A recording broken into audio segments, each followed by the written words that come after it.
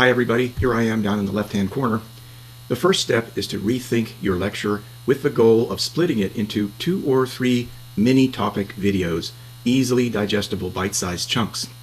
I start by revising my PowerPoint deck, and then I script it out, writing down the key points to keep me on track. I find that this minimizes the number of mistakes that I make during the actual recording. The more that you prepare off-camera beforehand, the easier and smoother your recording will be. Another tip is to use builds to introduce each key point in a logical sequence.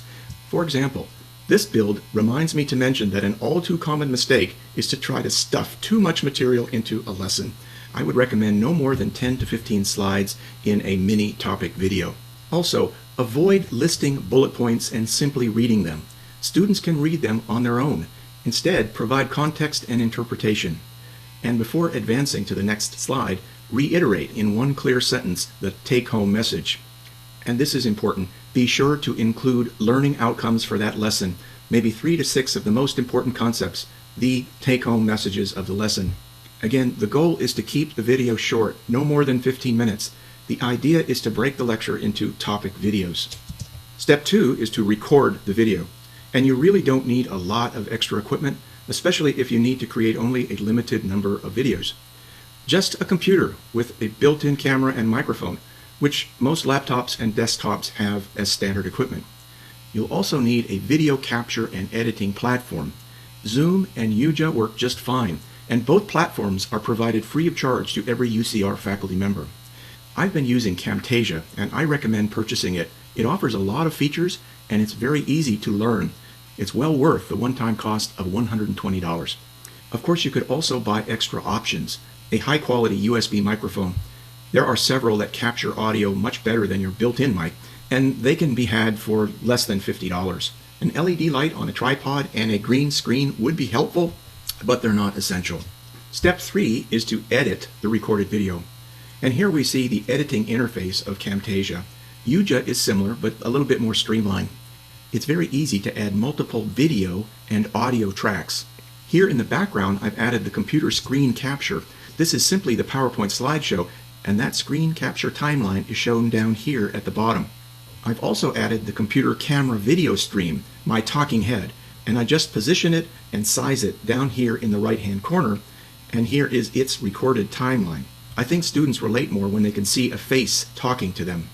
And you'll find that the most time-consuming task is editing out the mistakes, all of the ahs and oohs and ums and stutters and miscues. It's not difficult, it's just time-consuming.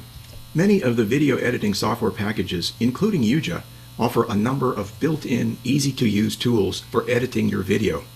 For example, you can just drag and drop media files to add them as tracks of background music or videos or images. It's real simple. And there are also tools to fine-tune your audio. I use the noise removal and the clip speed to adjust every video. And there are all kinds of tools to add visual effects, drop shadows or borders, and you can highlight certain regions of the video image with a mask or a glow or a spotlight. The two that I use for every video is remove a color, and when I use a green screen, this feature allows me to make the green background transparent. I also use clip speed because I think it's helpful to speed up the recorded video a little bit. And you can see my cursor moving around here. I can change the way that cursor looks. I can change its size, its color, or convert it into a spotlight, and I can even smooth out the jerky movements, or use my cursor to magnify a region. It's really handy. And there are many different types of callouts where you can annotate an image or add a message. And I'll add a few examples here.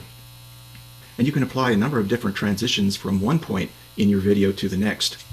And finally, there are a variety of different animations that you can apply to your video. The one illustrated here is called Scale Up and Scale Down, which I think is very useful to highlight a certain region of your slide. And when you're finished recording and editing your video, you can come back and add a variety of interactive elements. For example, a mini quiz added every 4 or 5 slides for the students to interact and test their knowledge. Another useful interactive feature is a hover hotspot. This will allow the students to point their cursor over a certain region of the slide. For example, if it's a histological image, they can point their cursor on a structure and that will pop up an annotation that identifies and describes that structure. The students can also hover to a region of the slide which will link them automatically to another website. And this could be used, for example, to direct them to a YouTube video or another application. The goal in adding interactive elements is to get the learner to participate actively in the lesson. Quizzes and hover hotspots make the students engage and click, and this improves the overall experience and learning. If interactive elements are added, the only caveat is that the file must be saved in a special format called SCORM. Finally, after your video is recorded and edited and you've added interactive elements, how do you distribute it to the students? Well, that is step 5, and I recommend a 2-step process. Both of these steps could be done in theory by our med-ed coordinators. First, log into UJA with your UCR credentials. Everybody at UCR will have access to UJA free of charge, and upload your MP4 video file. The original video file may be 5 or 6 gigabytes, huge, but UJA will automatically compress it to a file size that streams online smoothly. To upload to UJA, simply click on this button and drag the file to that upload window. Video files can be organized into a folder structure. Once the video is in its proper place, make sure to click on the Share button and give Tracy or Michelle share privileges. That will allow them to upload your files directly into our learning management system, either Canvas or iLearn. I know this is a lot to process, it looks daunting, but don't worry, you're not alone. There are many campus resources available to help you, including our own wonderful Office of Faculty Development. I'm sure that Kay Monteith and Dr. Terrell would be happy to help. And I have found that this process is actually a lot of fun. And I would be happy to help you get started as well. Feel free to contact me. Thanks for your attention.